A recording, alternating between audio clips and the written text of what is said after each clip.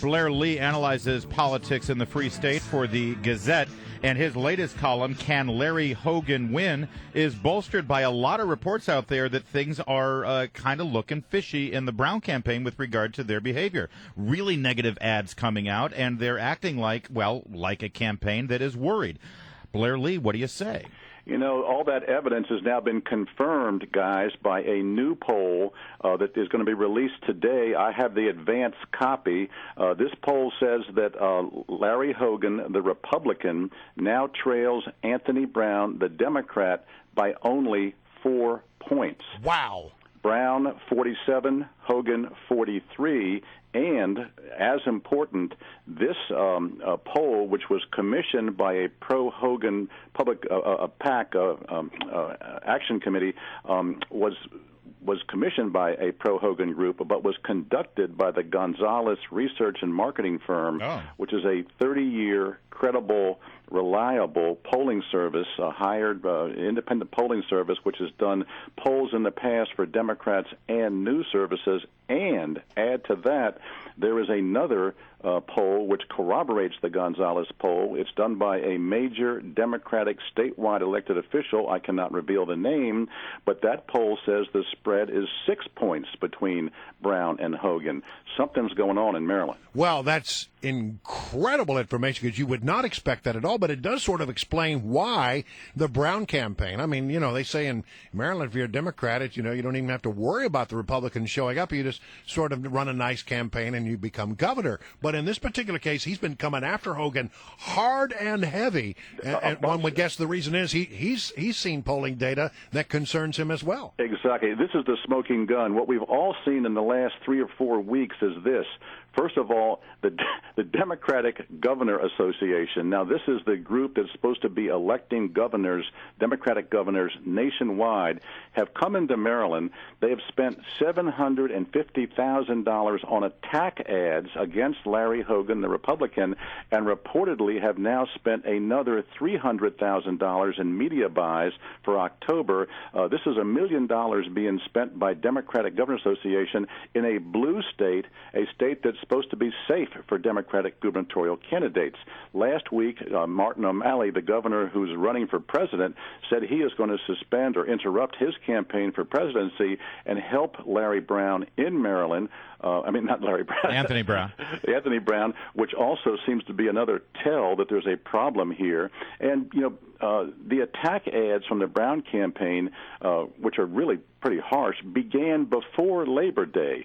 I mean, who begins attack ads before Labor Day? There's clearly something going on, and these two polls substantiate the fact that Larry Hogan has closed this gap, which was 18 to 20 points after the June primary, is now down to 4 to 6 points. We've spoken to Larry Hogan a couple of times here, and by the way, we would love for Lieutenant Governor Anthony Brown to come on as well. We continue to extend the invitation, and Hogan has been pretty solid on message regarding taxes. Taxes is something that he is really hitting home on. Is that where the Lieutenant Governor is vulnerable? Because, I mean, he certainly has more money in the bank to run this campaign. What are the weak spots here? It's really interesting. You see this almost diametrically opposed campaigns from the two different candidates. Larry Hogan is running strictly on a message that Marylanders are overtaxed, overregulated, and the economy stinks in Maryland. You can't get a job, and we have never recovered from the recession. That's his message. That seems to be resonating with Marylanders. The Anthony Brown campaign does not want to talk about the economy or taxes or regulation. The entire thrust of the Anthony Brown campaign is Larry Hogan is a right-wing extremist, dangerous for Maryland. They want to make this a referendum on abortion, gun control, and civil rights, and Larry Hogan wants to make this election a referendum on taxes and the economy. Well, in fact, Peter Franchot, the state comptroller, has come out with some information that suggests that the economy in the state of Maryland is incredibly sluggish. 0% growth in the state of Maryland. He is the chair of the Board of Revenue Estimates. He just announced last week that the projected revenues for Maryland for next year are going to come in $405 million less than projected. Wow. That was immediately after the legislative session ended in April. The Board of Public Works had to cut spending by $84 million. It looks like our fiscal house is not in order, and that's the message Larry Hogan is sending.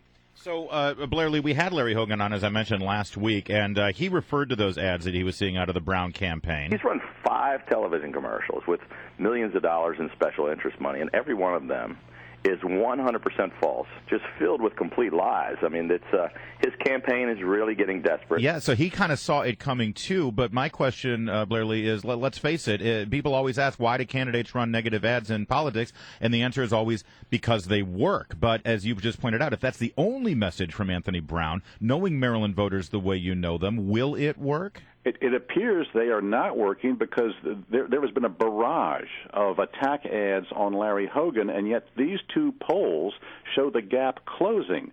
So Marylanders appear to be more concerned about taxes, the economy, jobs, and spending than they do about abortion and gun control. Look, abortion and gun control are settled issues in Maryland. The voters have spoken through referendum, through state law.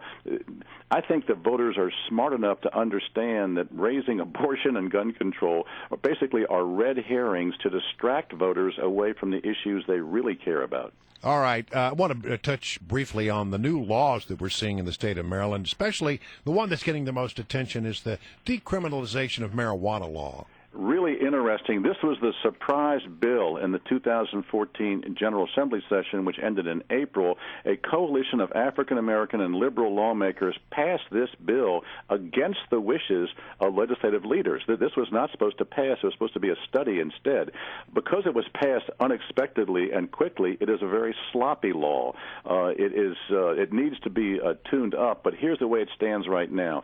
If you have possession of less than 10 grams of marijuana, it's about a third of an ounce, you get a civil fine, a $100 civil fine. It is no longer a criminal offense. It's more like a traffic ticket or a parking ticket. You don't go to court. You simply pay $100. But the lawmakers forgot to decriminalize marijuana paraphernalia. So you can't be arrested for 10 grams of pot, but you can be arrested for the bong or the wrapping papers you're using, the so-called paraphernalia.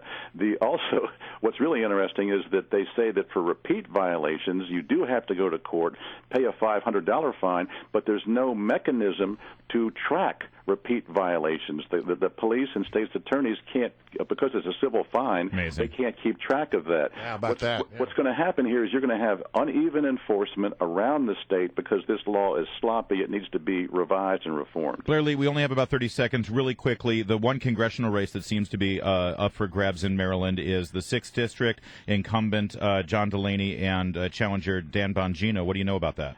John Delaney is a multi-millionaire. He is an independent Democrat. He will spend what it takes to win that race. All right. Thank you, Blair Lee. Thanks Okay, a lot, guys. Blair. I really